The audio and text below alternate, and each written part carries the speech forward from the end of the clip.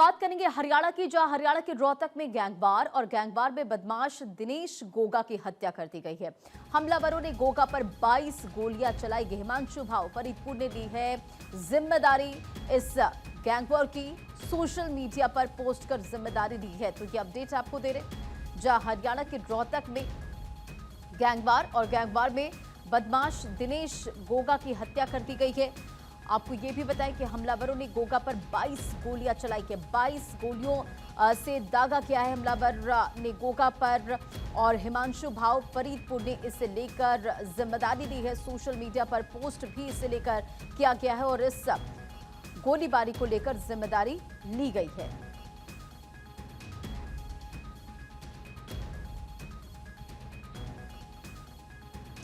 हरियाणा का ये पूरा मामला है, जहां रोहतक में गैंगवार की खबर है।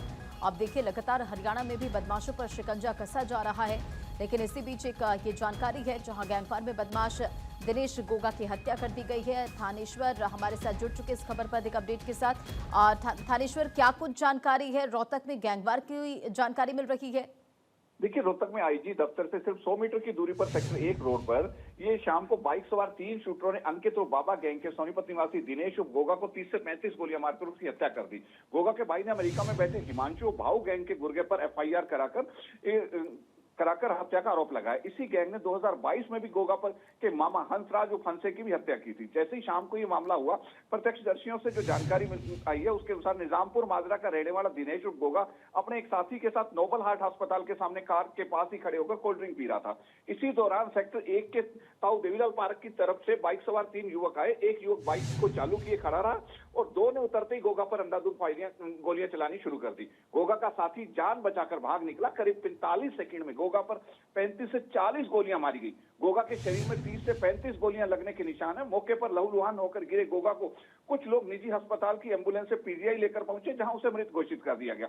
पुलिस ने आरोपियों को पकड़ने के लिए 3 टीमें गठित कर दी हैं, जो अलग अलग तरीके से जांच कर रही हैं। पुलिस का कहना है कि जल्द ही हम इसको गिरफ्तार कर लेंगे। और जबकि दूसरी तरफ हत्याकांड की जिम्मेदारी यूएसए में मौजूद गैंगस्टर हिमांशु भाऊ नीरज फरीदपुर ने ली है।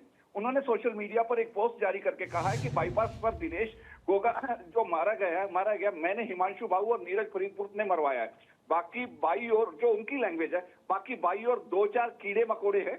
अब इन टाइम आ लिया रहा था, इंस्टाग्राम के गुंडे ठेके पे गोली चली मिल्खा सिंह में है। कुछ हरियाणवी लैंग्वेज और कुछ पंजाबी लैंग्वेज को मिलकर उन्होंने पोस्ट जारी करके जो ये आरोप लगा जिम्मेदारी ली है।